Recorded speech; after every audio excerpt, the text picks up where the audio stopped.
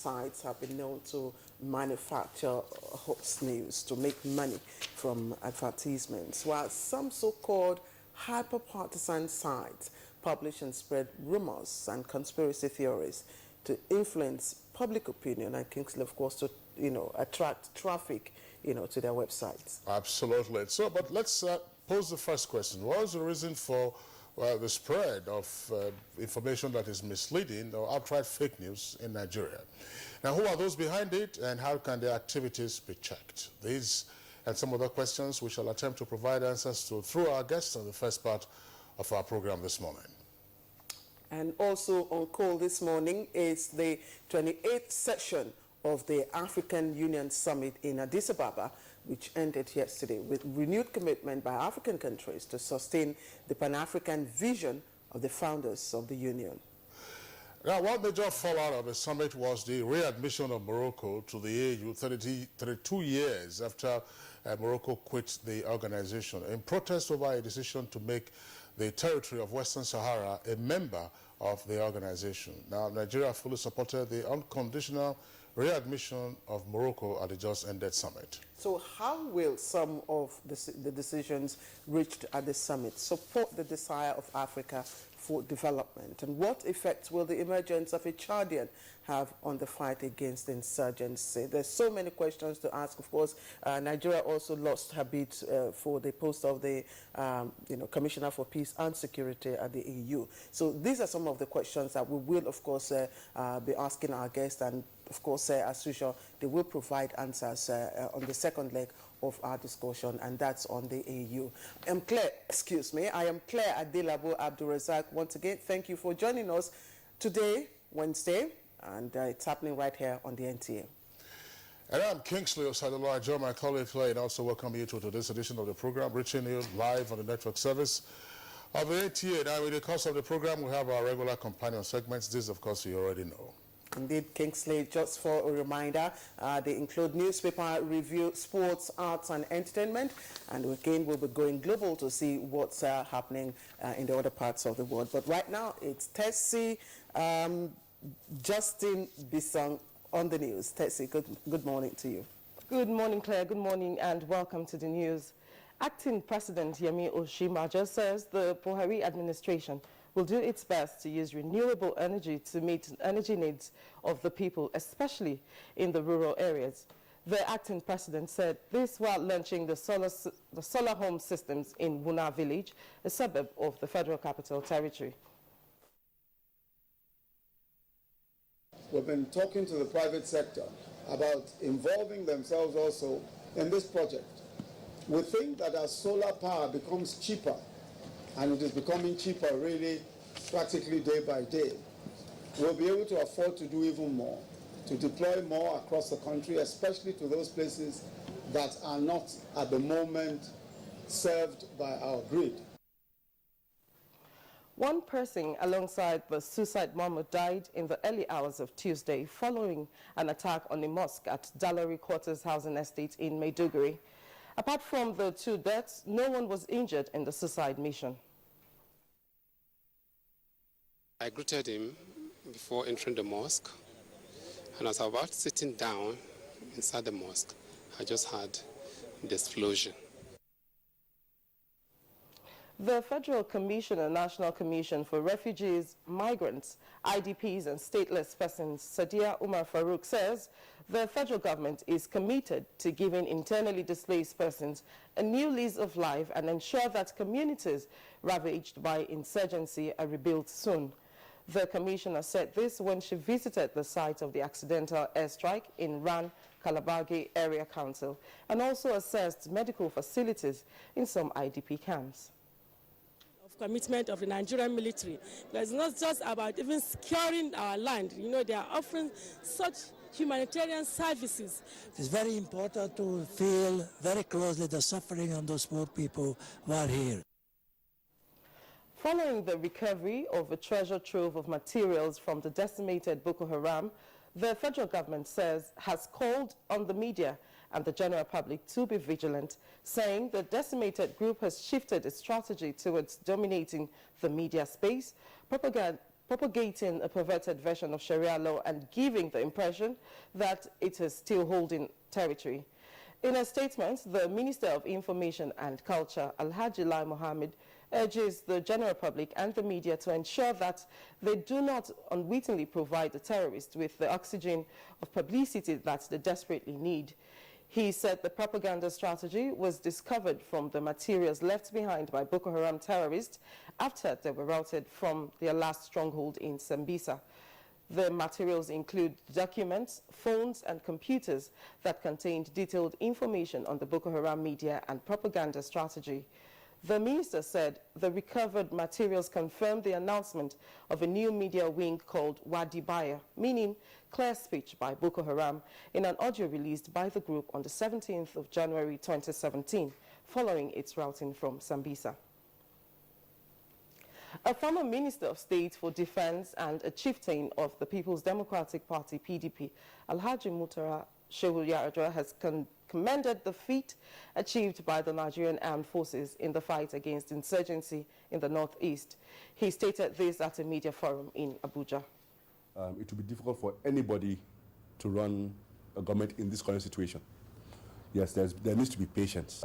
See how we can develop our agriculture, see how we can develop the mining, because if we do that, we are also going to get as much income as we're doing from the oil and gas. It's mining basically as well. So. Meanwhile, the All Progressives Congress APC in the Northeast has thrown its weight behind the 7 governors in the zone for their collective efforts to entrench durable peace and promote economic integration in the region. In a 12-point communique at the end of one-day stakeholders meeting in Katsina, the party condemned the strongest terms the rumor peddled over President Buhari's vacation in the United Kingdom. The wave of attacks on oil and gas installations in the Niger Delta region has drawn the attention of stakeholders on the need to end crimes related to the sector. Minister of Niger Delta Affairs Usani Uguru Usani says the ministry is optimistic of achieving zero tolerance on the matter with the determination of all concerned. Discordant tunes of development efforts, because functioning independently has reasonably amounted to abandonment of projects, but right now from a common pool we can hold particular agencies or persons responsible. There is now a renewed drive to ensure greater access to legal presentation for the nation's awaiting trial inmates and decongest the nation's prisons in the process. This is coming through a collaboration between the Foreign and Commonwealth Office of the British government, the Prisons Welfare Reform Action of Nigeria, PRAWA, and Legal Aid Council. So we want to help to address this challenge and then lower the number of awaiting trial persons in prisons today. Today you see that many of the prisons are overstretched. Every citizen who cannot afford a lawyer has the government's backing to free representation, because the model is that the federal government pays the lawyers and they offer free service. The House of Representatives Committee on Information, Ethics and National Orientation has expressed its commitment, determination and total support towards repositioning the NTA Television College Jos to meet the best standard. The members made this known on an oversight visit to the college. For every one of us here, that we must contribute our own quota to make sure this college survive. I want to suggest that the committee form a small subcommittee to sit with the management of this college, to listen to them, to share ideas on how to properly fund this place. And that's the news for now. Claire and Kingsley will be back after this break. If you hear a bomb explosion or gunshots of an active shooter, that might be a terror attack. At such times, always remember 3 action words: run, hide, report. Don't try to run towards the terror scene to save the situation, because there might be a second bomb blast or another attack. Run far away and take cover. Make sure you are safe first. Yes, it is in our nature to sympathize over the hurt, but remember, only trained personnel can help in such situations. When in a secured environment, promptly call relevant authorities and help will come. For anonymous reporting, call 09630-3250-5 or 0813-2222-106. If you see something, say something. Nigeria unite against terrorism. This message is brought to you by the Federal Ministry of Information and Culture.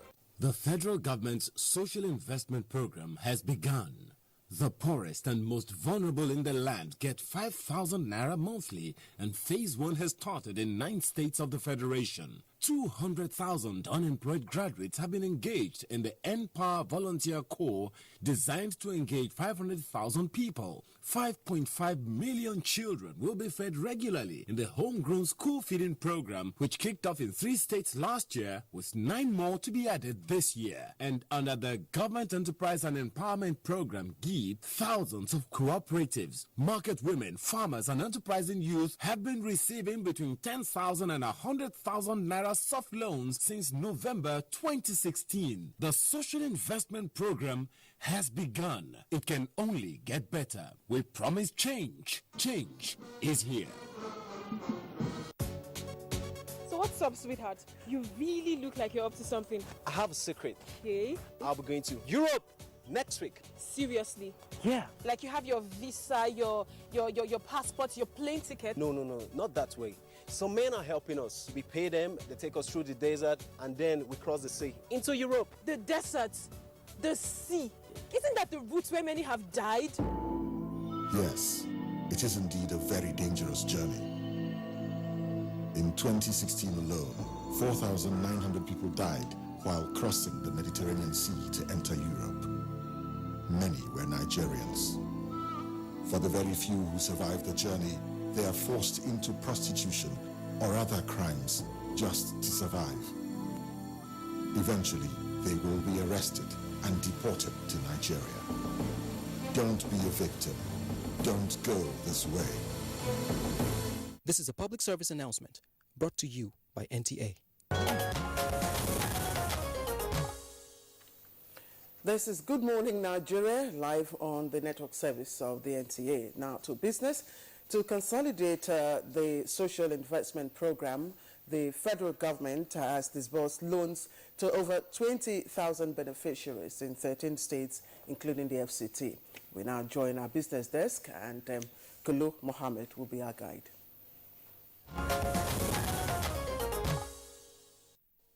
In consolidation of the Buhari presidency's social investment program, the federal government has so far disbursed loans to 23,400 beneficiaries in 13 states and the Federal Capital Territory under the government's Enterprise and Empowerment Program. The microcredit scheme is a non-interest loan with only a one-time 5% administrative fee. The loan is targeted at micro-enterprises, traders, artisans, market men and women, entrepreneurs, farmers, with the involvement of cooperatives, and executed through the Bank of Industry. Although over 23,000 people have benefited from the loan so far, altogether over 1 million people have already enrolled for the program across the country and are expected to benefit this year. The loans range from 10,000 to 100,000 naira per applicant. In real terms, the telecommunications sector contributed 1.399 billion to the GDP in the third quarter of 2016, which represents a decrease of 1.8% relative to the previous quarter. However, due to differing seasonal patterns, the telecommunications tend to account for the lowest share of GDP. In the third quarter, the share of telecommunications in total real GDP had declined through 2010 to 2014. But for the last 6 quarters, growth in the telecommunications has been higher, meaning the trend has reversed. Although growth in the telecommunications sector remained positive in contrast with the economy as a whole, year-on-year growth nevertheless dropped in real terms from 1.5% in the previous quarter to 0.9%, the lowest rate since 2011. And to wrap up this segment, let's see the closing figures on the floor of the Nigerian Stock Exchange for 31st January.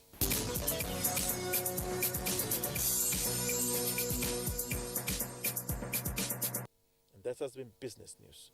Thank you. All right, thank you very much there, Kolo, for the business package. Next for us now is a look at some of the headlines in some of today's newspapers as well.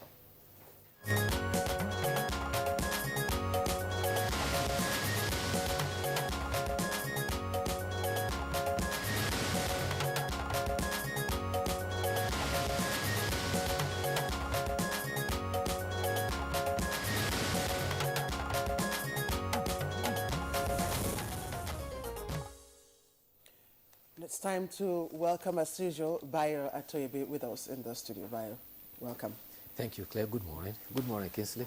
Good morning, Nigeria. That's right. Let's begin our review now with the Daily Sun. Daily Sun is our first paper, and an earpiece just beside the nameplate says, DSS bars Apostle Suleiman from making inciting comments. Details of that story can be found on page 8. Lead story has a double-decker headline, Military nabs Boko Haram sponsors. And 2 riders, politicians, traditional ruler in custody, computers and vital documents from terrorists recovered. And suicide bomber kills self and vigilante in Borno. Details of the story can be found on pages 2 and 6. 10 killed in fresh Taraba violence. That's on page 13. And also there, Atiku replies Oba of Lagos, I have no hand in your forced exit from police. That's on page 9 in greater detail. ASUP, that's the Polytechnic Association, rejects federal government's appeal to suspend strike. And at the foot of the front page is another strip headline, Saraki's aides in panic resignation. Claire. All right, Daily Trust has a number of stories on its front page, but the lead story this morning is Presidency, National Assembly reached deal on $1 billion loan. Now, Presidency, National Assembly reached deal on 1 billion naira loan.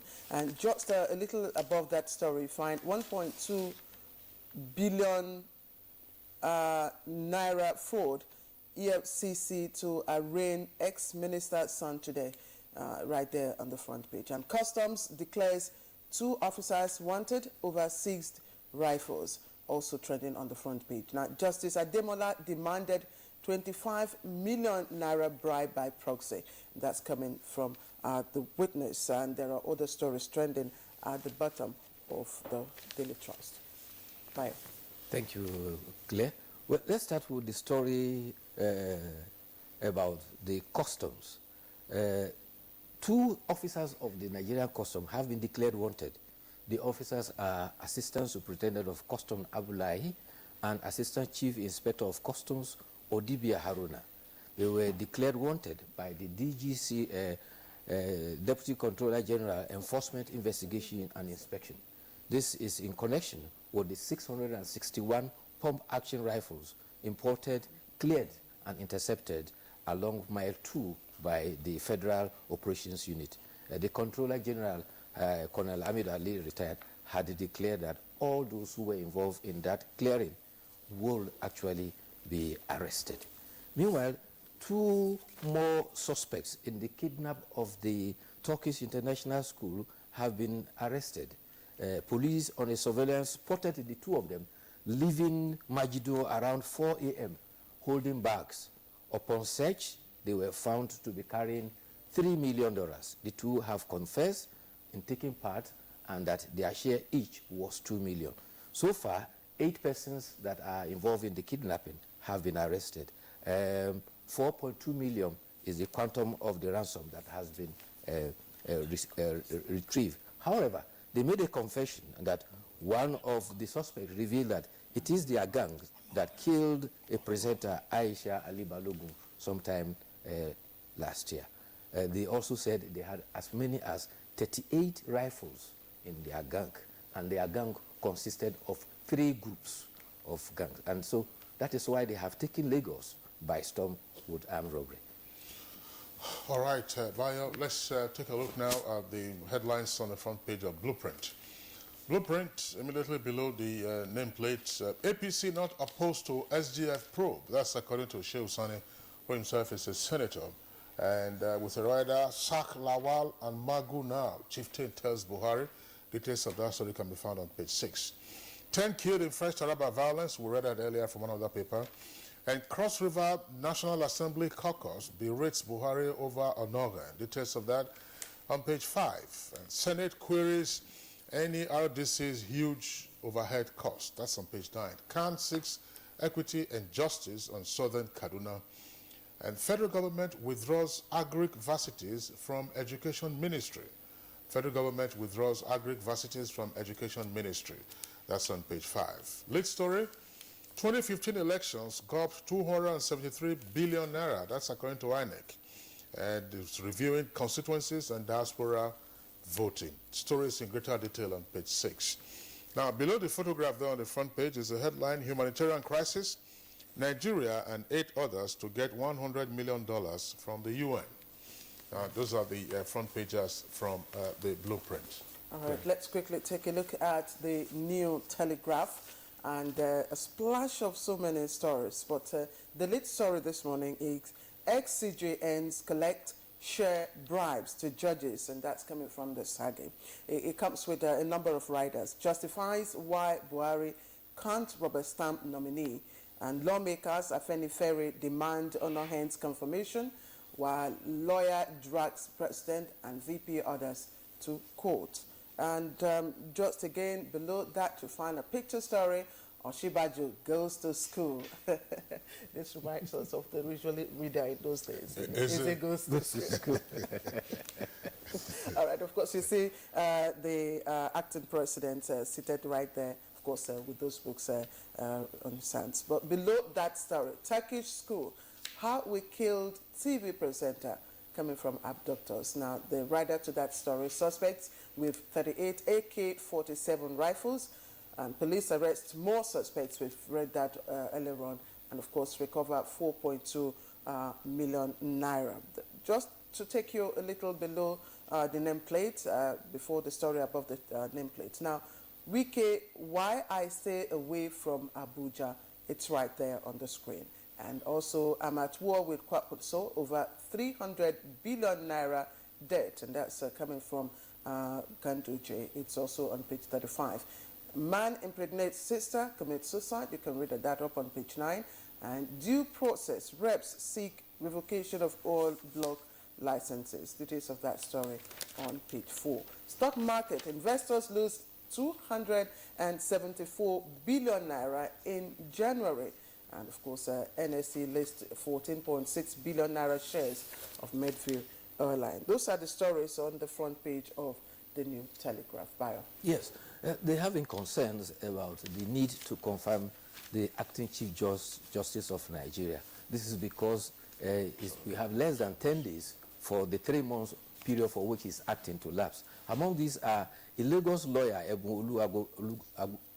Adeborua, who has filed a suit in the Federal High Court in Lagos seeking the president to confirm the acting Chief Justice. Similarly, the caucus of the honorable members in the House of Rep and senators from Cross River State have expressed concern about the president not confirming the acting Chief Justice. Similarly, the Afenifere group has also added voice. However, the chairman of the Presidential Advisory Committee against Corruption has said some retired Chief Justices of Nigeria had over the years collected bribe on behalf of 7 justices to pervert the course of justice. He says specifically 2 former Chief Justices of Nigeria who were still collecting bribe in dollars on behalf of their vulnerable colleagues had brought ruin to the judiciary. He added, lack of due diligence by the National Judicial Council had allowed at least 2 justices of the Supreme Court to slip through the judicial vetting and have become Chief Justice of Nigeria. Up till today, one of them, who calls himself a consultant, still buys justices from his chambers on behalf of clients, and the other distributes dollars. And he says President Muhammadu Buhari will not rubber stamp any nominee. That is serious. All right. All right, well, let's take a look at the front page of this day newspaper. This day newspaper is next for us. We have a number of headlines, of course, that we'll take from the top right down to the bottom. Federal government, states and IOCs to adopt collaborative approach for development of Niger Delta. And there's a writer there on Kachuku, who is the Minister also for Petroleum, saying that peace initiatives are already improving oil production. Again, federal government seeks secret trial, and Dasuki objects. That story can be found with greater detail. The lead story says with a double-decker headline, Oshibajo meets Saraki Dogara. Saraki and Dogara and gets no objection for $1 billion Euro bond. Now, joint leadership of National Assembly meets on 2017 budget. And Amechi is the Minister of Transportation, approval of $30 billion borrowing plan critical to railway development. And second lead story, Ibori to return home soon. And that's, of course, there's a writer there about the British Home Office that has been stopped from transferring his compensation case to another court. Rivers State Commissioner of Police dies in India hospital. That story can be found in greater detail inside. And just before Bayo comes in, there's also a story on the inside page of what paper now is this? New Telegraph. And of course, it's talking about the abductors of the 3 friends kidnapped somewhere in Abuja, some time ago, and they are demanding about $30,000. Well, the kidnappers are getting bolder by the day. Meanwhile, there's news that President Muhammadu Buhari has finally called and has spoken with the Honorable Minister of Sports, Youth and Sports. The Special Assistant to the Minister, Nneka Anibeze, says President Muhammadu Buhari called and expressed his concern and shock while he was commiserating with the Minister Dalong about the death of his wife, Briskila. Muhammadu Buhari says he is shocked that the woman had died at her prime. He says he promised that his administration will give support to the bereaved. This, however, puts a paid to the doubting Nigerian Thomases. Meanwhile, blame trading has been ongoing about who originated this spooky story. While some are pointing accusing fingers as a television station, the television station says that it did not own the Facebook account that published that false information. But to our colleagues in the journalism, when in doubt, leave out. That is the safest thing. All right, Bayer, that's the most that we can take from the Super Review this morning. We'll see you again tomorrow. Look forward to tomorrow. Thank you for having me. Okay, I see. Good morning, Nigeria. We'll take a short break now. When we return, we'll be dealing with 2 topics.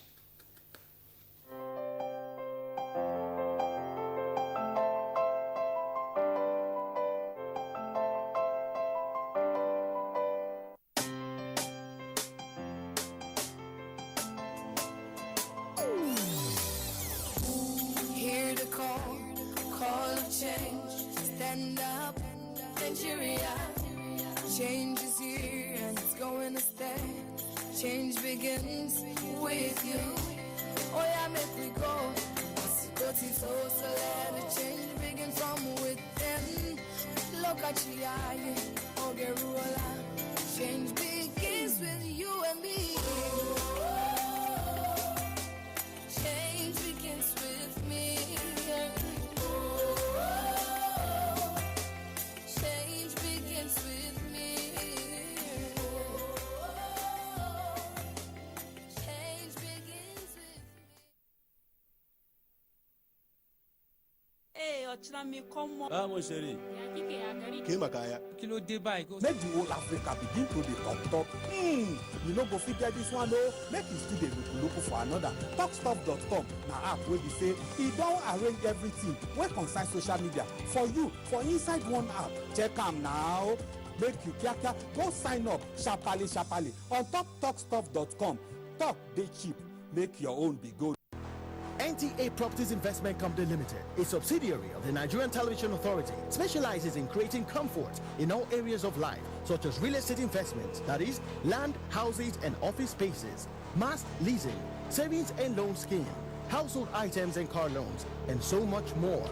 Other information and entertainment services include Property in Style, a TV program that airs on the network service of the NTA, and also Property Connect, a nationwide magazine. Our priority is to bridge poverty gaps and sustain quality welfare of our clients. Partner with us and watch us help you grow. Pay us a visit today at the NTA headquarters permanent site, Area 11 Garki, Abuja, or our Lagos office at number 15 Awolowo Road, Ikoyi, Lagos. For more information, visit our website on www.ntaproperties.com.ng, or you can email us on ntap2000@yahoo.com. Call us on 080-2316-3474 or 080-6939-5185 or 070-3189-0555. NTA Properties Investment Company Limited, the much needed help at your doorstep.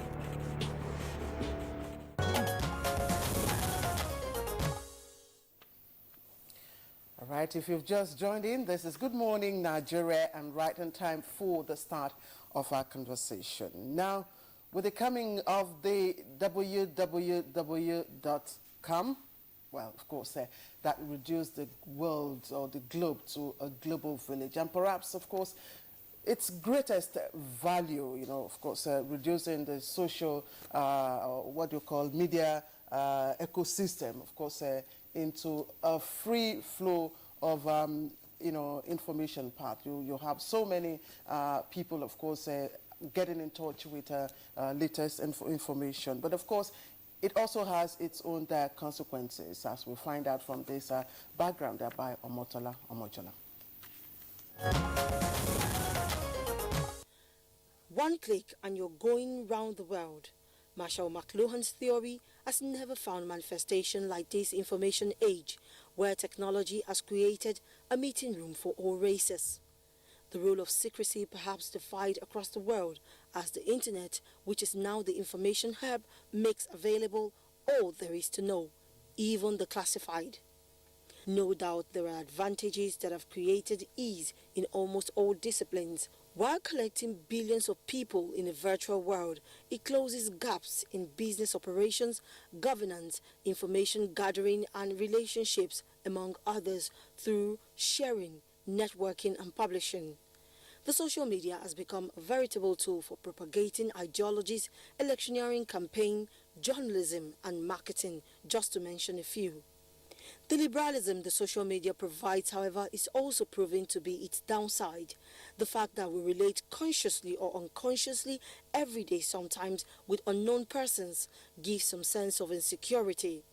The level of crimes committed within the cyber ecosystem is one that calls for worry. Not just crimes, the inconvenience of the barrage of information that is in your face, plus the level of hate messages that has become a norm, especially in the political, social, not leaving out the religious cycles in the social media. To ensure a right respecting cyberspace, experts on the global space have had several engagements to bring sanity to the cyber world, leading to enactment of acts of parliament. Titled the Frivolous Petitions Bill, but popular as the Anti-Social Media Bill, an attempt by the Senate to enact a law to this effect was negatived, following widespread rejection from the public. How do we regulate the social media in the information ecosystem and light up the darkness of the internet as perceived by some people? Join us as analysts are poised to do justice to this shortly on Good Morning Nigeria. All right, so our guest to do justice to that right here with us in the studios, and we'd like to thank Omotola for that incisive background on the subject matter for our conversation. At this time, we'd like to welcome to the studios the Senate Deputy Majority Leader, Senator Bala Ibn Nala. It represents Kebbi South Senatorial District. Senator Nala, a pleasure to have you on the program. Good morning, viewers. Okay. And then we also have with us veteran journalist and columnist Adagbo Onoja. Onoja, a pleasure to have you on the program. Thank you. Okay. Well, let's begin this conversation straight away. I mean, we all know what the issues are. I mean, you were we all have the benefit of access to the internet, access through various social media platforms. We saw what happened in 2011, the so-called Arab Spring, and the value that the social media was said to have brought in aiding the Arab Spring, which was a revolution that swept away a number of governments in the Middle East. But there are new concerns as to the uses to which the social media and the internet have been put in general. Gentlemen, what's your view? Let's begin with Adabu. Well, I don't know how people have come to associate the social media with something that's gone out of control. Every new form of, every new model of platforms of communication have come with that. The radio, people thought it was going to pass hypodermic instructions, so that the messages that come out is going to be like an injection, and it's taken just like that. And then we passed on and went into newspapers, and it has the same issue of who controls the content. Are they not going to be injurious to the mass society? And we moved on, and then now the world is confronted by the issues that are identified with the content of social media. And so it's the same issues that about control and content that are still arising. The only difference this time is that the world hasn't got any particular point to grip in terms of who to hold in terms of the content. In professional journalism, you can hold the editor, you can hold the organization. Now, it's so diffuse and diverse that there is no point to hold. I think that's really where the problem lies. But the media, the social media does not challenge the fact that society has to be managed. And the point to look at is therefore how the models for managing society. If you leave that and you start worrying too much about the content of the social media, then there's going to be a problem. I think that's where the problem is.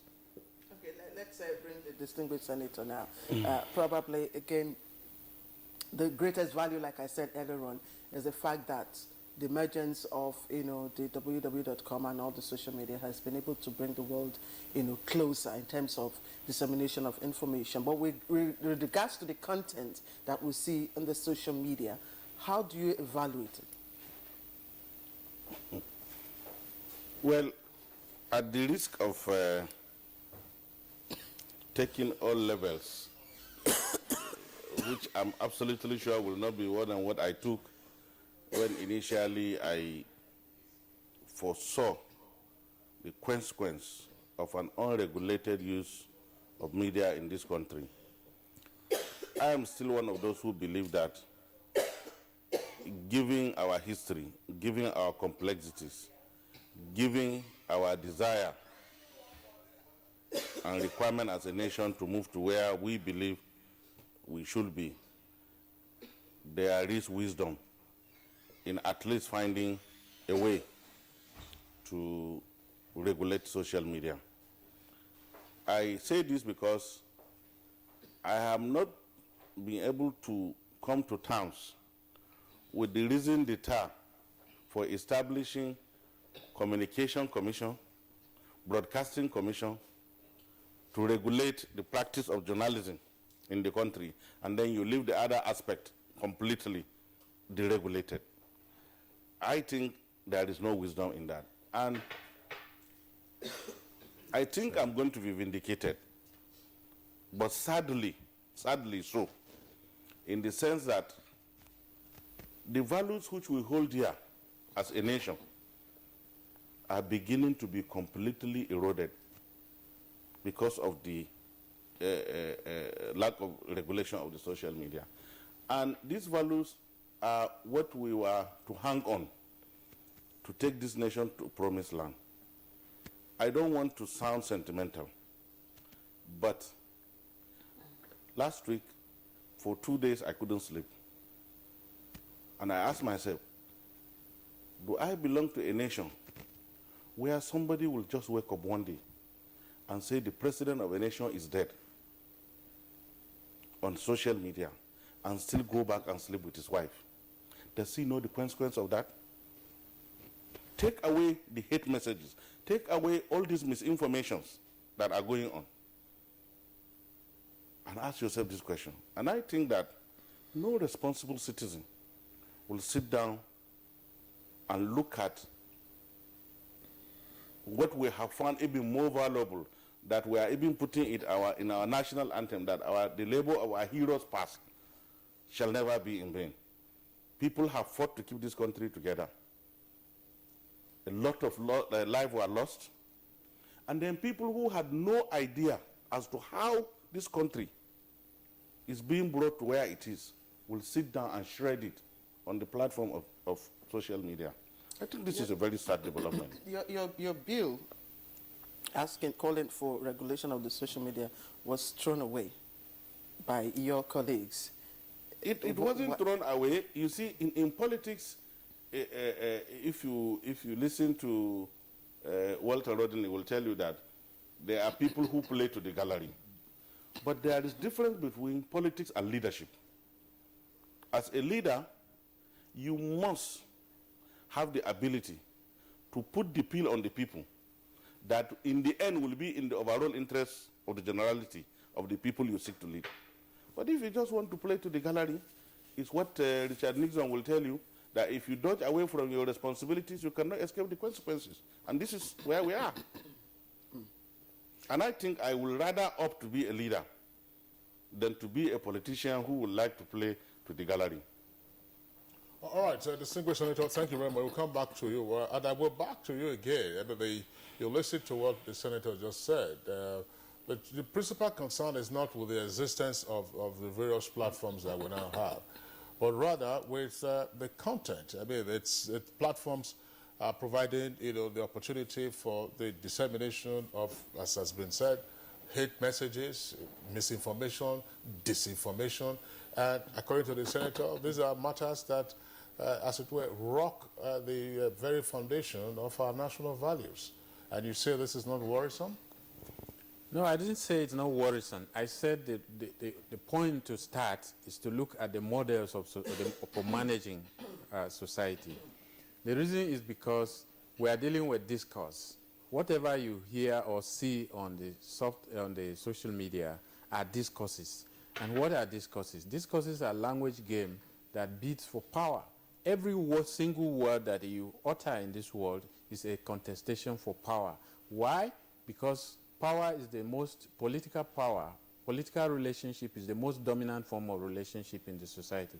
Even if I say good morning, there is a power project in it, all right, ultimately.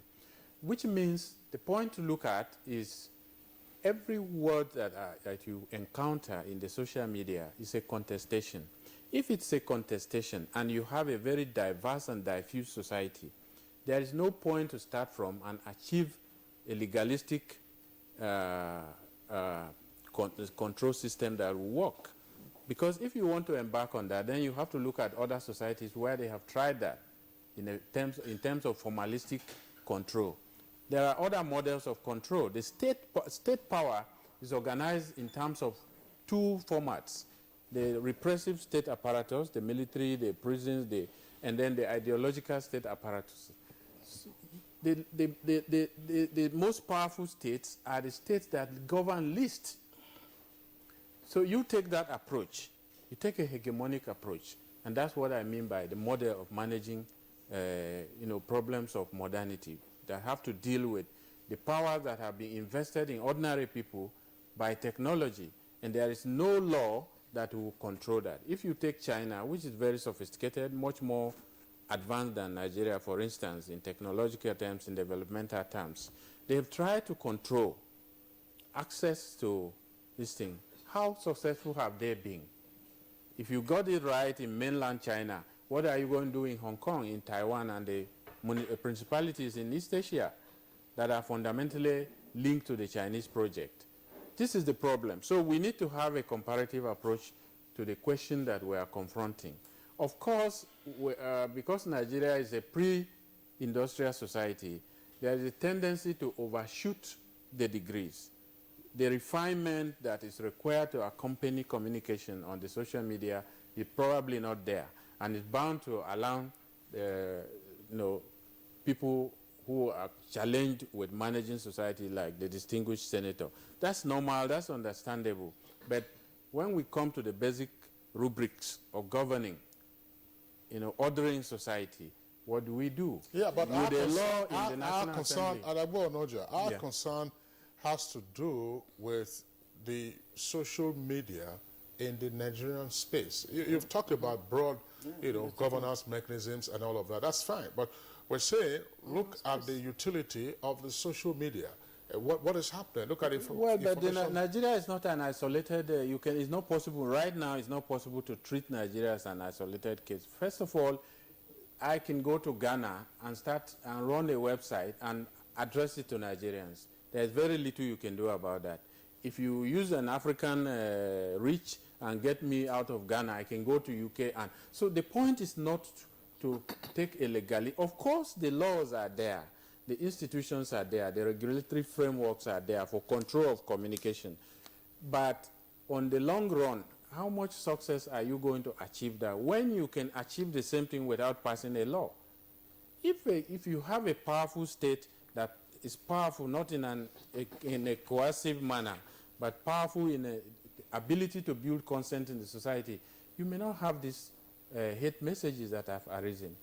Okay, let me ask you, Mr. Onoja. I know you're also an online publisher. Yeah. Now, do you think that the permissible degree of use of the social media, has it been overshot?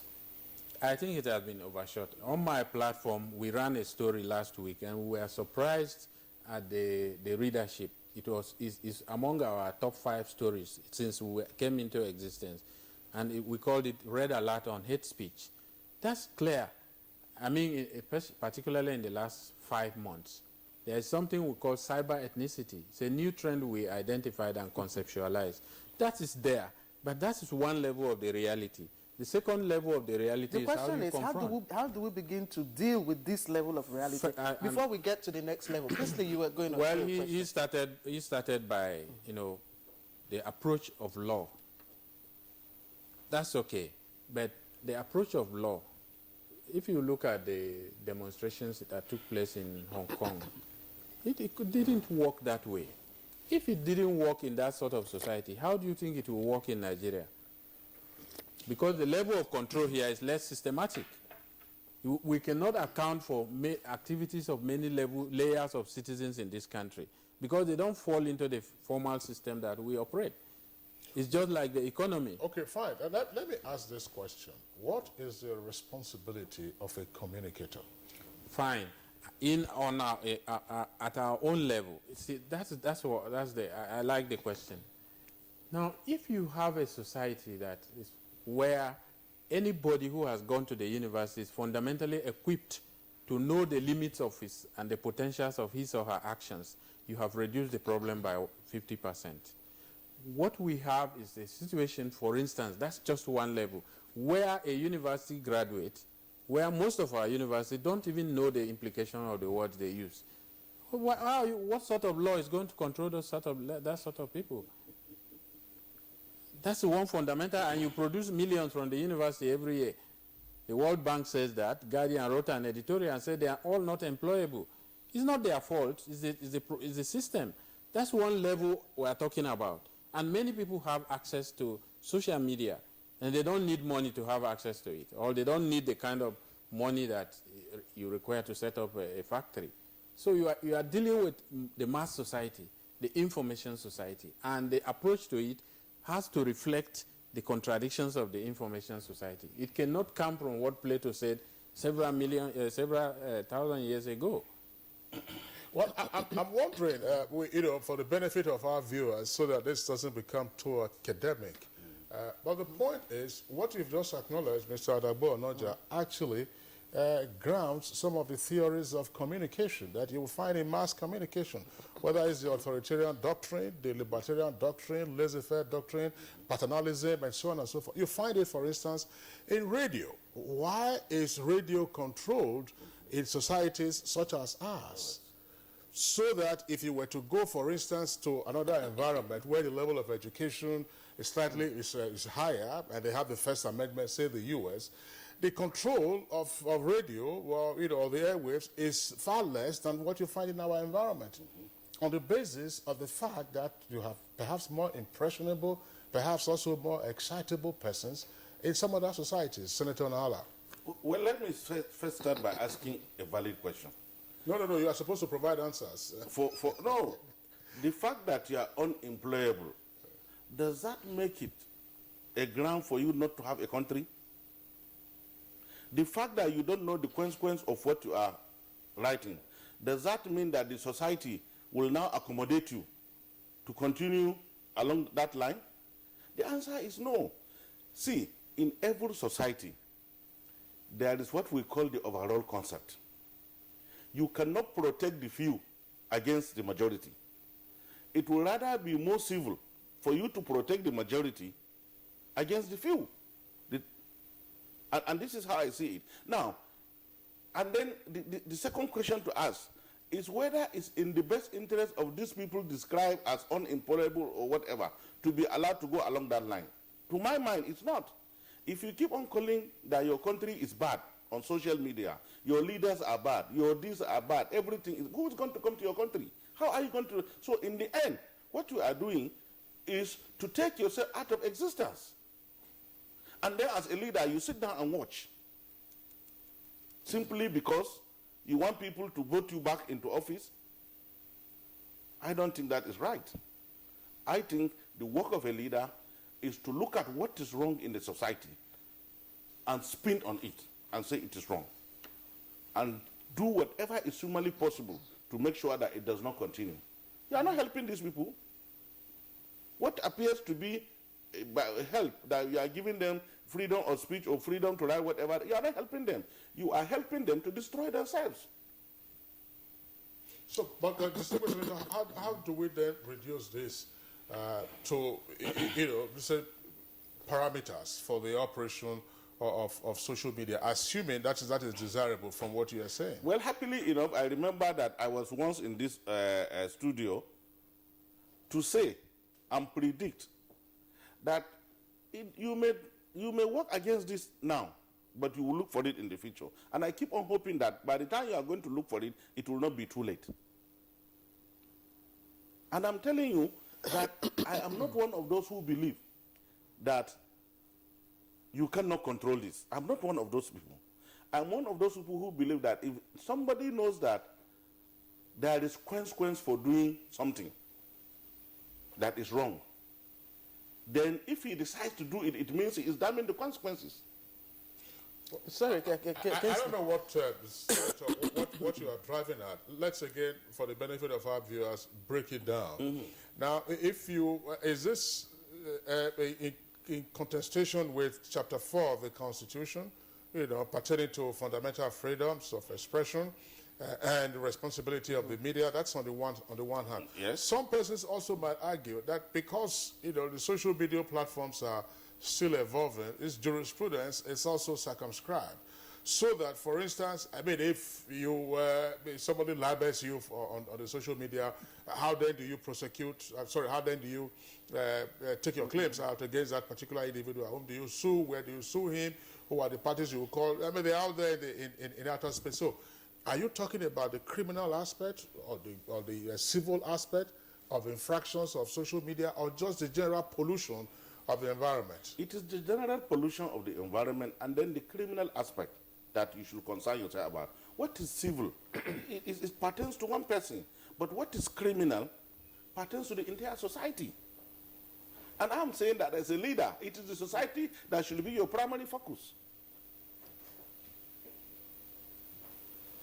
Okay, I know I should speak, gentlemen. There are people who are tweeting right now, tweeting away. And by the way, our Twitter handle will be up on the screen as I speak. It's at NTA GMN. Of course, we would like to hear your own suggestion concerning the discussion. Now, Mr. Onoja, you have said, look, it will be difficult to regulate the social media. But are we also considering the effect of such fake stories as the one that we had recently about the president? Yeah, probably I need to make two clarifications. First of all, it's not that I disagree. We don't have any disagreement, myself and the distinguished senator. This is something we have observed. I think the disagreement comes from the point about what sense to make of what we observe. We need to go beyond what we are observing to understand this. Where is it coming from, and what does it represent? And then it is from there that you can deal with it. And my option is that, yes, you can enact a law, but we want to deal with it. We don't even want it to come out. Okay, fine. Such fake stories that you cannot substantiate. And I said, where is it coming from? If you don't want it to come out, then you must pinpoint where it's coming from. It's coming from points that probably think that they have grudges against the society and they should punish the society. It won't come from me, for instance. If I want to confront the president, I can write a petition, and the protocols are there. I can address a press conference. But you are responsible for what appears on your site. Yeah. That's what I'm saying. That the sites where you locate, and let me say this, that if you get into the diaspora, the mass. The mailing lists, if you get to some of the mailing lists dominated by people in the diaspora, it's even worse than the ones that you encounter here in Nigeria. It's true, everybody knows this. Which means that what you are dealing with is beyond even this territory. And then you want to enact a law in Nigeria. Okay, beyond this territory. I don't know about that because some of the stories are local. But let's again bring into this conversation a blogger, Malam Jari. Let me just leave it at that. Okay, thank you. Malam Jari, thank you very much for joining us. Thank you very much. All right, Kingsley. All right, Abdul Baki Jari, that's it. My colleague just introduced you as a blogger, and what we're discussing, the ill effects of some of the approaches adopted by social media players, with regard to the kind of stories they put out, hate messages, issues pertaining to ethnicity, fear, threats, and so on and so forth. What's your reaction to what's going on, and how might there be some form of sanity in the social media space? As we all know, the social media is a platform that is unlike the mainstream media, where there is a lot of regulation and professionalism. People are always free to post what they want to, either in form of jokes or whatever they wish to post on those platforms. So there came in news and other platforms that are giving people opportunity to know what is happening. This, like my colleague just said, is beyond the local boundaries. It's international. So it is very, very difficult to regulate the social media, especially when it comes to things that people are posting. People do post what they wanted to. People always wish to post a lot of things. And this goes, just like we said, the positive and the negative. So when it comes to controlling the negative, that will also affect the positive. But in my own opinion, the way we can regulate the social media is not just about banning it, or in some countries regulating it in the sense that people have limited access to information and other sources of information. I think the best way to go about it, like here in Nigeria, or let me say Africa, where there is a lot sense of understanding and that sense of togetherness and the sense of understanding of these new platforms that people are using to express their views and opinions. What I think should be done is not necessarily from the side of the government. The government should accept these platforms. When these platforms are accepted and government tries to reach out to people by making them aware that these platforms are meant to serve their own purpose, not just to try to regulate it or ban it. What I'm simply trying to say is it should be accepted, and then we that are actors in these platforms should see it as a chance to enhance good governance and societal values, not just to criticize government or spread false news that will cause a lot of misunderstanding and, problems in the society. So I think it should be accepted, not just, always think of regulations, stopping people from expressing their opinions. When it is accepted, it will become more like a kind of a norm, and that people will see the good in it, especially if, state governors, state actors, like, we have been seeing now, like the police, the Nigerian military, they also all have their own handles, the state television and others. So when they are into it, they are taking the lead in showing people, okay, these are the kind of stories or, news people that should be, going after, not these quack sites and other fake news sites.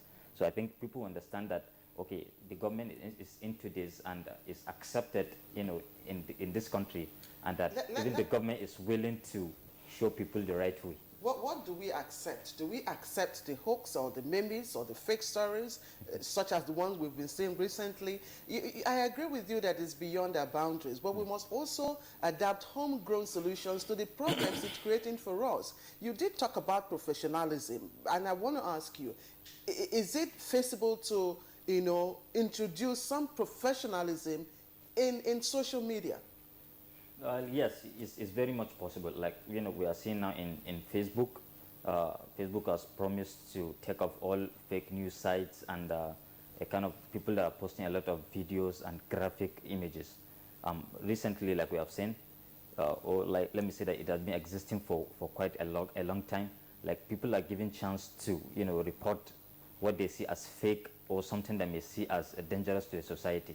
This is a kind of regulation that these sites have already, put in place to make sure that this kind of fake news and a lot of things that people are posting that are very harmful to these sites are, being regulated.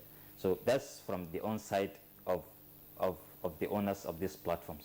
But when you talk about news site, like I've said, is quite a little hectic to, to monitor all these kind of things that people are posting. Because, like, for example, on Twitter, statistics have shown that over 300 million tweets per day. So can you imagine if you say you are going to follow all this, as government or as, as the site's owners to check these kind of things that people are posting? I think it will be a little difficult, but, still a lot of regulations are still coming up to make sure that these sites, there is sanity in them and people can use them for good. All right, Madam Jared, thank you very much. Again, we'll come back to you in the course of the conversation. Well, gentlemen, I posed the question earlier. What is the responsibility of a communicator? Now, social media, in some sense, is the explosion of interpersonal communication, which, of course, is an outgrowth of what we are seeing, advances in technology. The mass media, as we know it, we have discussed some of the theories earlier, libertarian, authoritarian, and there was also the saying at all times that, the media will serve as a free marketplace of ideas. You bring in your own ideas, as Mr. Adagbo Anoja has said. Senator brings his own, Jerry brings his own, Claire brings, I bring, and then, let the audience pick and choose. But out of that, on account of some of the deleterious effects of the free marketplace doctrine, you now have the social responsibility to say, at some point, you, as the mass media, you have a responsibility to the society. When are we going to see that evolution with regard to the so-called social media, which is now, trafficking all kinds of hate messages, threats, and outright disinformation? Once again, Adagbo. Well, I find it difficult to go beyond what I have said before, because one, the social media, what distinguishes it is the fact that anybody can go in there. You don't require any training. Yeah. If you don't have to read mass comm to be responsible, to be socially aware. Even if you read history, geography, if you are educated generally, you know limits. You know the potentials of your actions, you know the implications. Now, this is not the case with this thing. So you have, and like all phenomena, you have the negative side. Like he mentioned something positive. The positive sides and the... So we are now overstressing the negative sides, which is our own interpretation of reality. We say they are negative, but the source from where they are coming, they don't consider it negative. What society ought to do to control that sort of communication is you cannot locate that action in the communication itself. It has to go beyond it. Otherwise, it can never control it. You have to advance beyond. A pastor says this, an imam says that, somebody is abusing the president, and that sort of thing. Yeah, I mean, where it is coming from, it has to be contextualized. Otherwise, you beat about the bush. Distinguished Senator. You see, this is, I find it very, very difficult. I try as much as I can to restrain myself because it appears we are yet to understand where we are. But let me ask a valid question again. The people who, in their wisdom, decided that journalism as a profession must be professionalized and print and electronic media must equally be regulated, and found it even convenient, and so it is in all the countries of the world, to put a regulatory authority in place. Could they have been wrong? Well, regulation of print media is not worldwide. Well, it's not worldwide. Let's get that. No, but you can have an ombudsman. Yes. Somebody, if you have a complaint against the publisher, that's some form of regulation. Yes. That's some form of regulations. It means you are not left on your own. Right. So what I'm saying is that could they have been wrong? You see, when you are dealing with societies, and I agree with my brother and friend that yes, there is no disagreement between me and him, but I think where we differ is that yes, we can externalize the action of social media to say that it goes beyond the borders of Nigeria. But the issue is, can we validly say that our complexities are the same with other countries of the world? The answer is no. And the issue is whether we have a responsibility to take account of our complexities for the purpose of determining what should be allowed in this society and what should not be allowed. And to me, as far as I'm concerned, yes, we have a responsibility as leaders. You talked about regulation, you are very emphatic about that. But I want to ask you, how do we begin to regulate? Where do we begin to regulate? Okay, what do we regulate? Who do we regulate? Okay, let me tell you how the law works.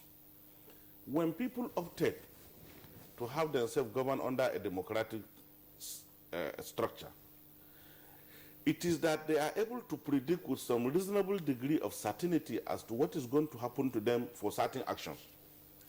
Let the law be there. Let it be abused. Let the police or those charged with the responsibility of bringing these people to justice equally take action in bringing them. If you take one or two people, the other people will know that there is consequence for doing certain action. But when you just leave it like that, it is an invitation to a lawless society. And I'm saying that you can have a lawless society and still have some semblance of governance, but not in a complex society like Nigeria. How many people have been killed now in various parts of this country through posts by social media that are false? Yeah, you can. I mean, there have been, let's distinguish senator, let's pause you in the meantime.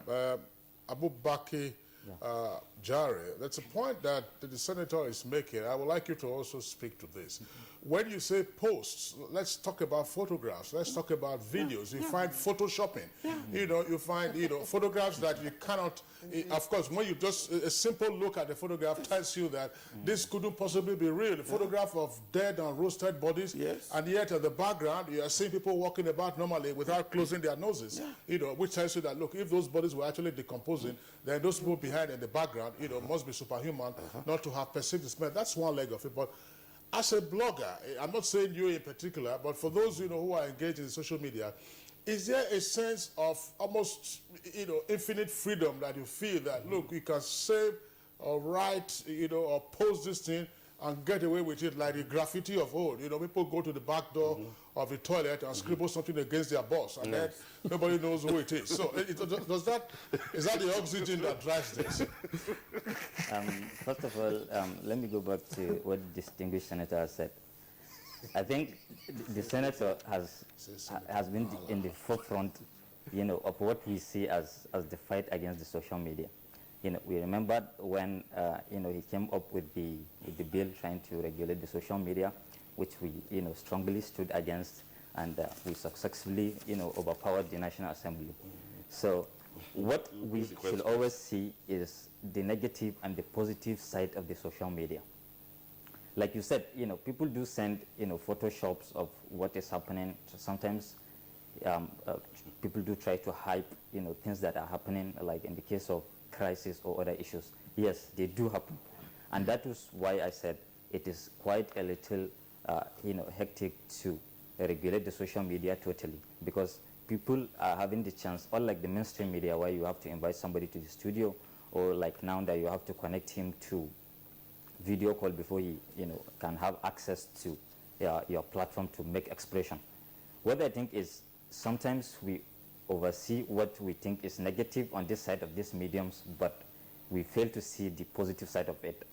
If at all there should be any regulation, like we have been seeing now in the fight against corruption, that government is, promising 5% for whistleblowers, I think this is a move in the right direction, and should also see the social media in this light. Of course, people also, the users, they should also have some sense of discretion. When you see something, you shouldn't just wait for somebody to tell you that this is fake or not, because people should be, like I've said, people that are used to these platforms actually knows what is right and what is wrong, in the sense that it's not everybody that is on this platform, because it gives I'm sorry, Abubakar Jaro, let me just interject, and then, invite attention to what I'm sure our viewers are also familiar with, particularly the WhatsApp platform. You find all kinds of messages. Some persons, even in otherwise enlightened, chat forums, some people will say, copied and posted as received. In other words, the individual is seeking to exonerate him or herself from liability. So no, I just saw this one. And then you go through what has been copied, posted, and sent to you as received, and it just, you're plain trash. So how do you deal with, what is the power of that individual to restrain himself at some point and say, look, I'm not going to be a facilitator of this hate message, of this disinformation, or this outright misinformation? That's what we're talking about, responsibility. What do you send out?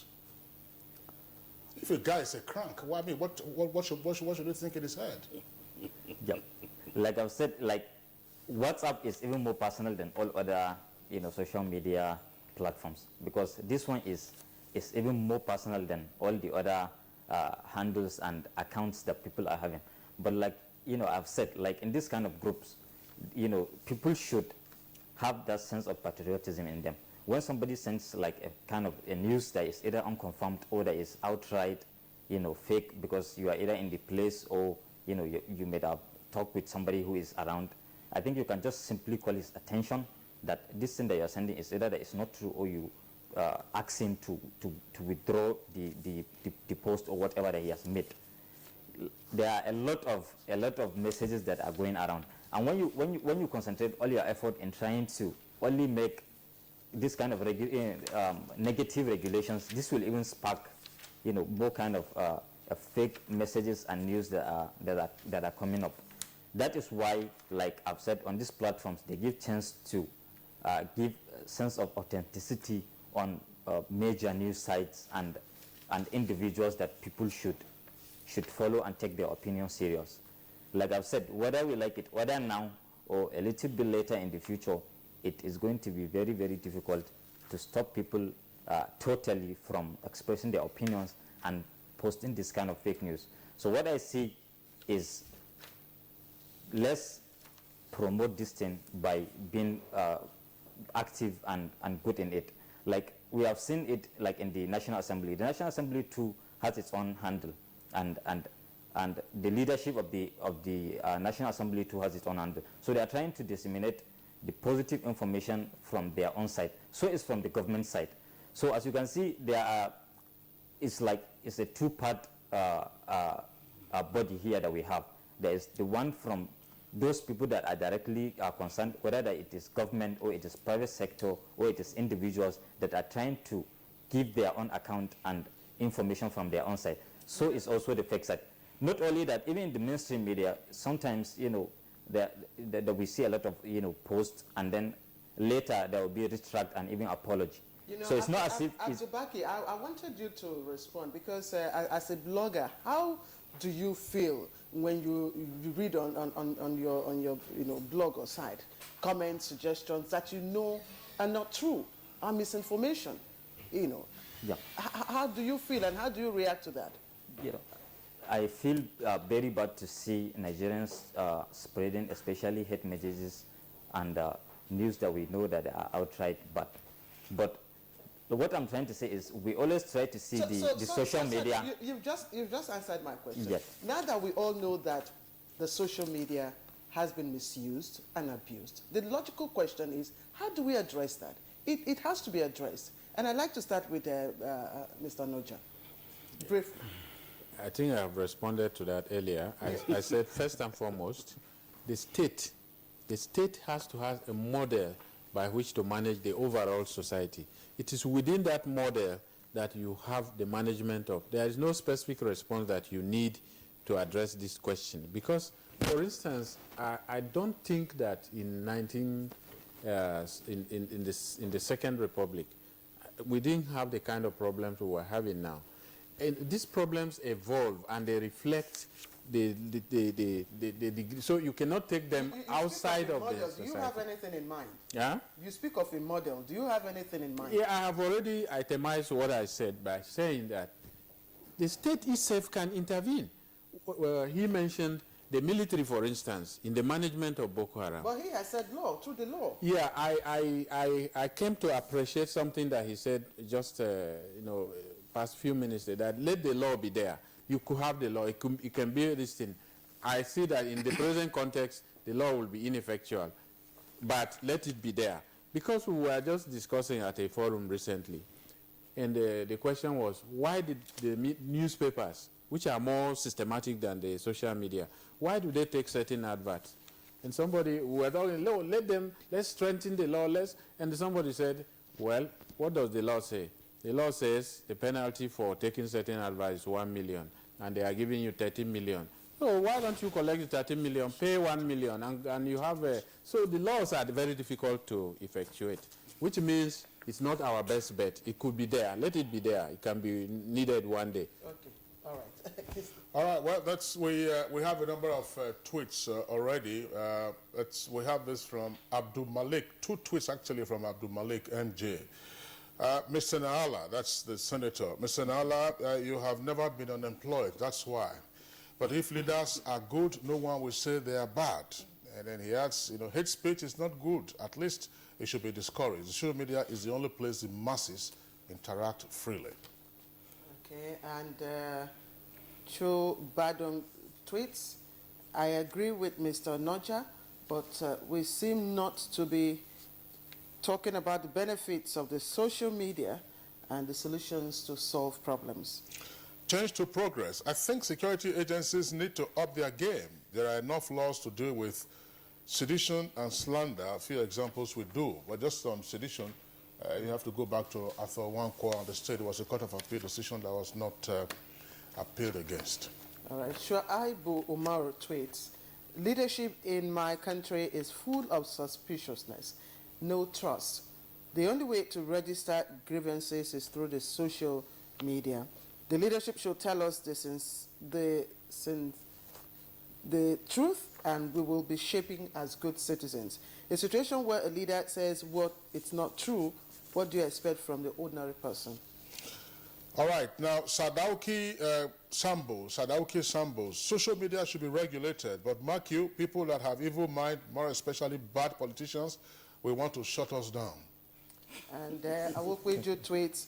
Once you get it on your phone, just ignore it and delete. And then Innocent Yalwa James has this tweet. It says, social media is home-based journalism with no boundary.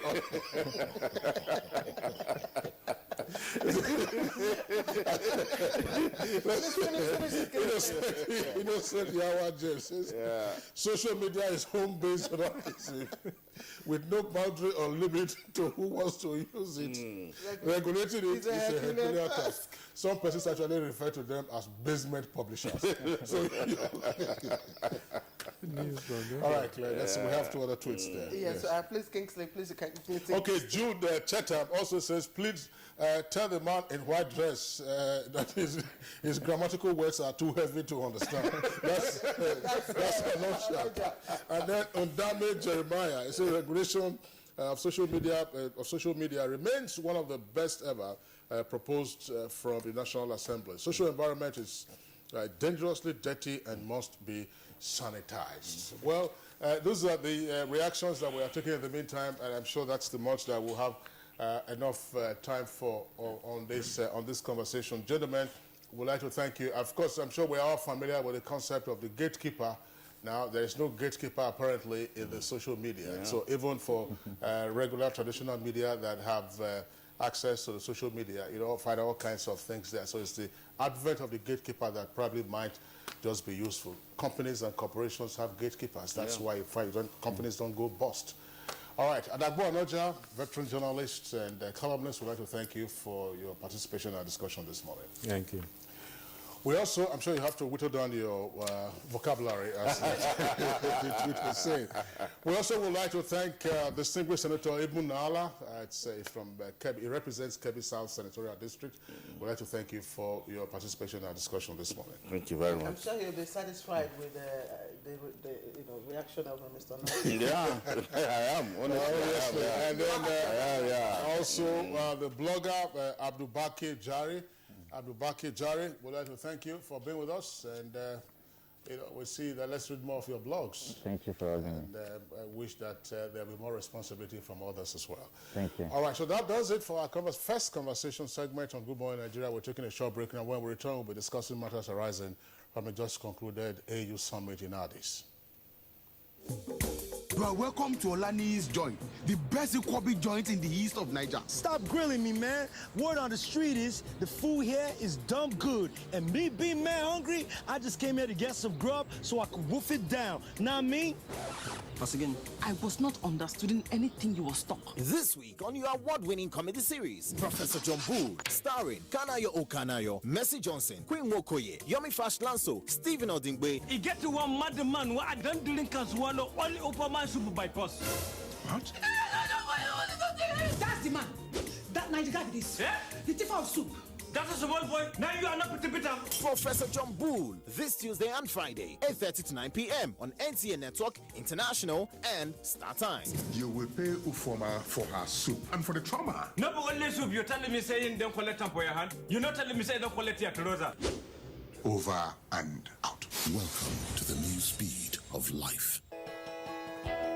NTA Television College, an affiliate of Ahmadu Bello University Zaria, a specialized institution charged to provide quality professional education in television production, engineering, and journalism. The college is offering 4 weeks course on computer graphics and animations to train new entrants and retraining of existing media operatives. Date 6th February to 3rd March 2017. Registration 100,000 naira with accommodation. Also 1 week intensive course in advanced management techniques for executive officers, CEOs, COOs, managers, and heads of admin. Date 13th of March to 17th of March 2017. Registration 20,000 naira. Another 4 weeks course on principles and practice of marketing for marketing heads in radios and television houses, public relation agencies, media heads in advertising, brand support managers, media brokers, and heads of corporate affairs. Date 20th of March to 14th April 2017. Registration 100,000 naira with accommodation. All courses will take place at NTA Television College Rayfield Jos. For more inquiries, call 08069809807 or call 070-366-07155 or email us at ntacollege@gmail.com. NTA Television College, training you to be the best you want to be.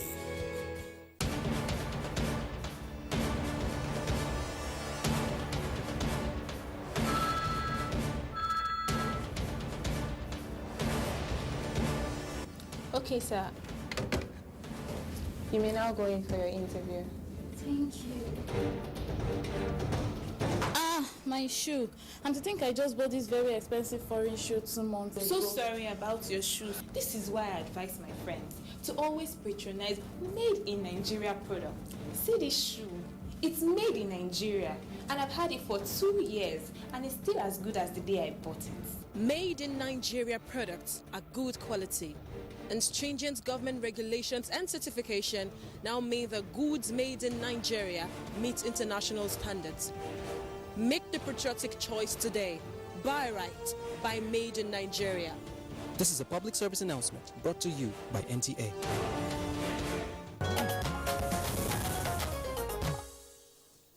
All right, you're right on time for the second part of our conversation. Now, we turn our attention to the AU, and the 28th session of the summit has ended in Addis Ababa, Ethiopia, with renewed commitment by African countries to sustain the Pan-African vision of the founders of the Union. Now, a major fallout of the summit was the reabsorption of Morocco to the AU 32 years after, of course, she quit the bloc in protest over a decision to make the disputed territory of the Western Sahara a member. Nigeria fully supported the unconditional readmission of Morocco, but what are the other major decisions of the summit, and how will they shape the development of the continent? That's the thrust of our conversation right now.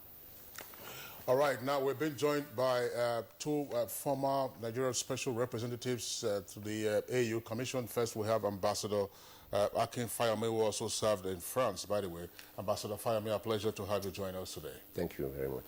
All right, and then from our Lagos Network Studios, we've been joined also by Ambassador Segun Akinsoya. Ambassador Akinsoya, pleasure to have you join us again. It's my pleasure, Kingsley, and good morning, Nigeria. Let's just begin. Let's begin this conversation with you. Some of the highlights of the decisions at the summit have been indicated in our background, and what my colleague Claire also just indicated. Beginning from a Nigeria-centric point of view, was this summit a success story for us? Well, thank you, Kingsley. I think by all standards, I think it was a very good summit. In the tradition of the African Union, a lot of preparations do go into preparation of summit meetings, first by the Permanent Representatives Committee that are based in Addis Ababa, Committee of Ambassadors, and then the Executive Council, Foreign Ministers. The first thing that I, from my perspective, recognize that, well, we were not able to carry the Gambian issue into the summit.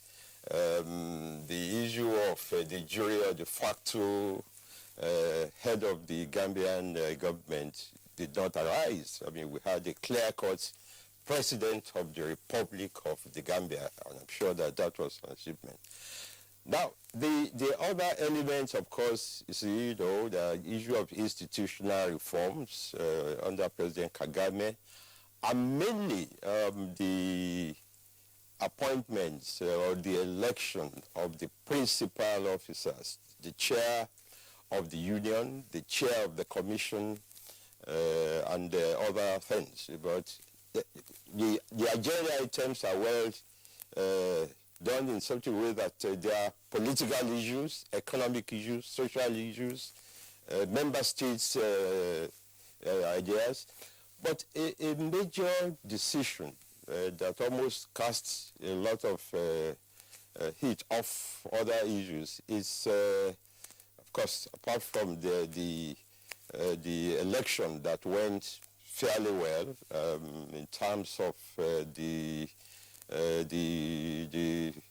changes that we saw, that President Conde, who was very instrumental to easing out Jammeh, became the chair of the union.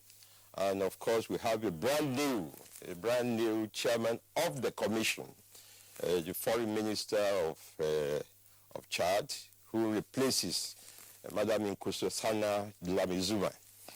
But the very important issue, well, I think as they call it, the readhesion, well, I don't know whether it's a readmission. Was it readmission or the coming back of the AU, of Morocco? Yes, it was taken, the decision was taken, and our position over the years, which was supported by many other African countries. Morocco eased herself out of the OAU in 1984.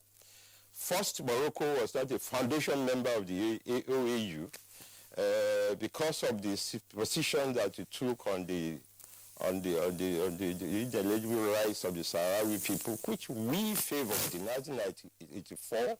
We supported the government of Sahrawi Democratic Republic, in line with Angola, in line with Algeria and others. And Morocco has been a bit recalcitrant. In fact, there was a time that we were almost considered a very serious enemy of Morocco, in terms of our strong position in defending the Sahrawi people. But the decision was taken.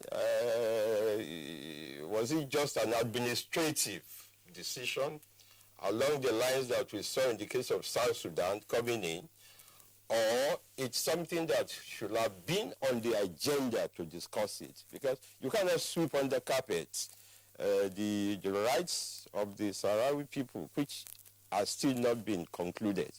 So these are some of the highlights. There are quite a lot of other things. Institutional reforms. How do we make the commission more responsive to decisions? One thing that one will be very happy to see is that we still have another foreign minister, apart from Madam Nkosazana Zuma, that left. That is another question. But we have another foreign minister, unlike the time of Konari, that Konari was a former president, and that also has its issues. If you look at the African Union Commission, since the transformation from the OAU to the AU, we have not had a chairperson of the commission that spent 2 terms. All right, Ambassador Akisoya, thank you. Let me again come back here, and Ambassador Fayemi, charity begins at home. So that's why I'm going to ask you this question. Nigeria, and indeed the region, presented a candidate for the position of Commissioner for Peace and Security, the person of Fatima Kiari Mohammed, but she lost. Now, and a lot of people will be wondering, why did we lose that position? Well, it's a question that I would have liked to ask our delegation in Addis Ababa. Maybe we didn't campaign enough. A lot of lobbying go into this issue. And then secondly, most importantly, you can't have two, either from the commission, either a commissioner or the president or the chairperson or the deputy from the same sub-region, from West Africa. We already have Ghana. We supported Ghana's candidature for the post of deputy chairperson, former foreign minister of Ghana, Kwati, and he got that position. We can't also have somebody from Francophone, from Anglophone. Why did we feel kind of in the first instance? That is the question I also would have loved to ask. Normally, the convention is that you either have one Francophone and one Anglophone. Since we have Ghana, which is Anglophone, it is very difficult for them to vote for another Anglophone person in the person of our representative, our candidate. So it definitely went to a Francophone person. So you see, we shot ourselves in the foot by endorsing Ghana's position, knowing fully well that that would definitely impact on our own success or otherwise for the commissionership. So that is the basic reason why we lost that. There was some subtle diplomacy embarked upon by the minister in charge of solid minerals as a special envoy of President Buhari. What was the purpose of all of that? Wasn't it for us to be able to, get our way through with some of the issues? Indeed. Yes. I think we were trying to take a cue or a bearing from the unconventional election of Madame Lamini Zuma. Yes. It's an unwritten constitution, unwritten rule that no big power among the 5 in Africa should ever even contest for the position of a chairperson. South Africa did it, and she got through So we also thought, well, okay, in that case, we are supporting Ghana, our brothers. At the same time, let us also field somebody to replace our own former commissioner who was commissioner for political affairs. We've never had peace and security. It's always gone to the Algerians for the past 15 years or so. I'm not surprised that, it didn't come to us. Our social diplomacy sometimes, it has bearings, but you have to look at all the repercussions. Supporting Ghana in the first instance, that was the beginning of the end of our own candidacy. Well, I was also wondering, I don't know, Claire, if you're still on this, the commissioner. I was wondering, because Ambassador Kinsoya already talked about this, but I would like us to have further explication of it. Namely, how do we make sense of Nigeria's position on Western Sahara versus Morocco's own attitude to the AU on account of the position that the rest of Africa, or most of the rest of Africa, had on Western Sahara? Now, I mean, we were champions of its readmission. I mean, if Morocco walked out and is coming back, it's not just walking, it's being readmitted. So how do we reconcile all of this? Is Western Sahara solved now? Not at all, but it's not so difficult. I can see Morocco mellowing down from the antagonistic rhetorics. That is exactly what is happening. Morocco sees that it cannot go it alone in Africa. They have their own economic interests to protect, and they feel that by coming back into the African Union, they were never in the African Union, they were in the OAU. So coming to the African Union is a totally brand new ball game. So they believe that, you don't forget that King Mohammed came to Nigeria also, That's right, first time. Last year. He went to so many African countries lobbying for this, getting back into the African Union. It's for the economic interests of Morocco. He came here with 300 businessmen to Nigeria, signing agreements on bilateral air services, agriculture, fisheries. Including sardines. And exactly that, and then renewable energy and all that. So he's only doing it in a way showing that his father, who pulled out at that time, of course, he's now a younger person, and he feels that without Africa, Morocco cannot really achieve what he wants to do on the continent. So he has to come back into the African Union. The issue of Western Sahara has not been solved, but he didn't make it a condition. He came in unconditionally back to the African Union. It was not say, I'm coming in, kick out Sahrawi. Yeah. No, that's not an issue. So that issue, probably coming back to the African Union, might even make it better, so that we can work together inside the African Union Commission to see how the issue of Western Sahara will go. They are still a country. We have diplomatic relations with them. We also have with Morocco. Rabat, our mission there has always been very active. So it has never even stopped our relations with both parties, in spite of our championing the Sahrawi Arab Republic, as you said. So coming back in, there is still no problem about that. You can see, we can even use Israel and Palestine as an example. They are both in the United Nations, and they all attend the summits, and yet the issues are still on the table. So for instance, Sahara will still be an issue, and hopefully it will be resolved amicably.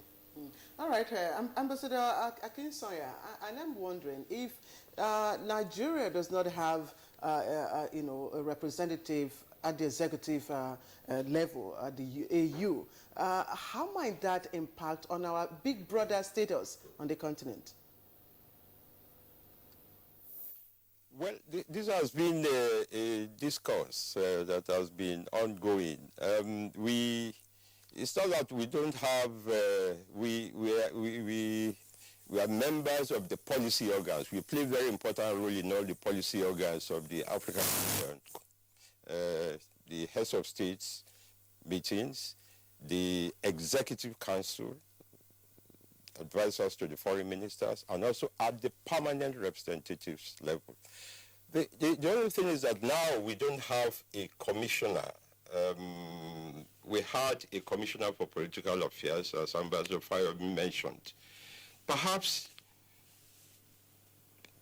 it could have been more strategic to seek the re-election of the commissioner political, given the power game within the African Union. But in our judgment, and in the judgment of our principals, they believe that what we should go for is the peace and security, because Nigeria is one of the largest contributors to the budget of peace and security issues. We've made a lot of commitments to peace support operations, And back home, one of our main challenges is the security. So it's rational decision to go for peace and security. But of course, the issue of Algeria, and this we need also to look at it in the more holistic context. Nigeria and Algeria have had very, very, very close relations. We never broken relations with Morocco as well.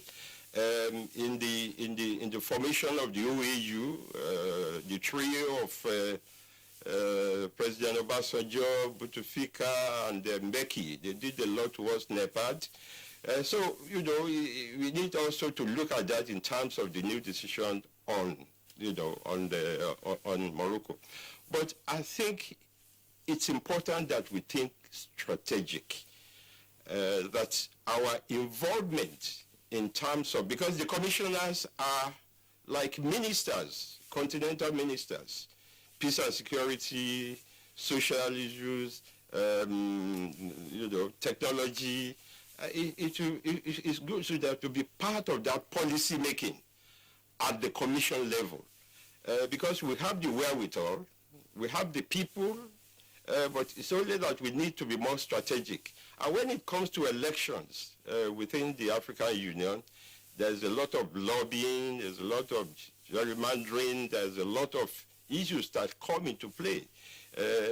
Yes, Nigeria put up a lot of delegations that went out to negotiate and to, you know, to canvass support for a candidate. But unfortunately, we were not able to get through. But that still does not mean that we will not have a say, and a very good say, a leadership role in the affairs of the Commission.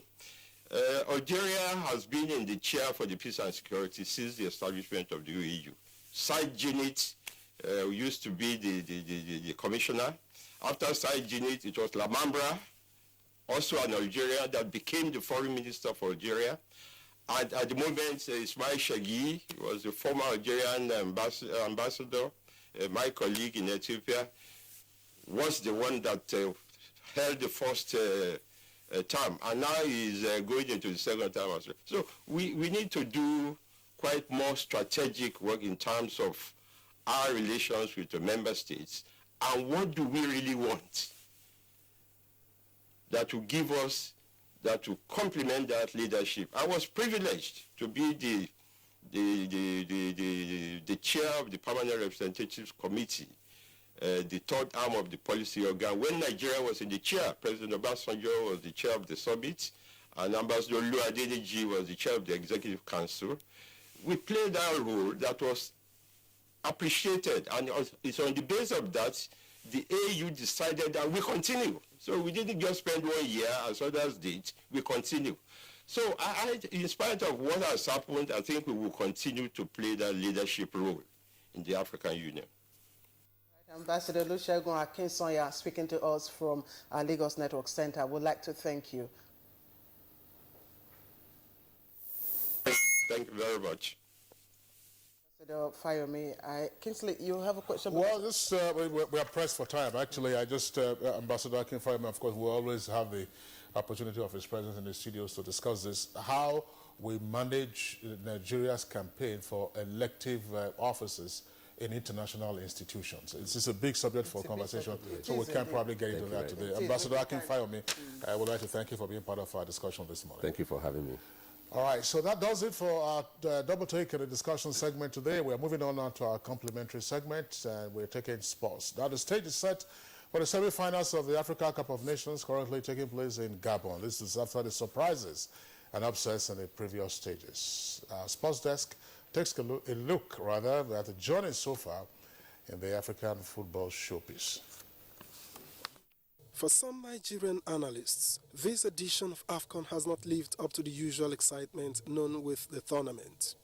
Inasmuch as the observation might be relative, features that keep recurring are surprises, upsets and disappointments. As much as they happened at the group stage where hosts and defending champions could not scale through, the knockout stage has defied calculations, predictions and expectations. Burkina Faso for the first time secured a quarter-final win in normal time as the beats Tunisia to Russian rebels in eastern Ukraine has escalated, with at least 13 civilians and fighters on both sides killed in the worst outbreak of violence in several weeks. The warring sides were locked in a heavy battle for a third day at the government-held town of Avdiivka in violation of a 2-year truce agreement. As a result, authorities in the industrial town in the region of Donbass declared a state of emergency. In the United States, the new U.S. Home Security Secretary said travelers from 7 Muslim-majority countries were singled out for extreme vetting and scrutiny of their social media activity and phone records. Away from the United States to China, alarming rate of electronic and electrical waste has become a source of concern across Asia. According to a new report issued by the United Nations University, the organization's research branch, the study found that the improper disposal of smartphones, computers, air conditioners, and other household items has surged by 63% in Asia over 5 years. All right, thank you very much there for the foreign segment on Good Morning Nigeria. Now we join our correspondent, Gofar Shaji, who tells us something about makeup. And this is in our Arts and Entertainment segment.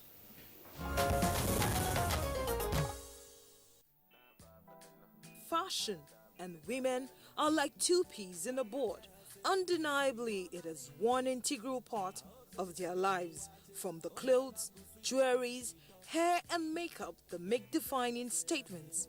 With women's fashion-forward spirit, everything is taken into cognizance, especially the face. These days, women are out and about with some makeup, from the simple to the eclectic. Mary Siaka and Debola Solomon are practitioners. Their business is enhancing the look of women. For the two, these facial enhancers should be well defined for specified purposes. As a makeup artist, you can use primer before contouring. You can do your contour before your primer.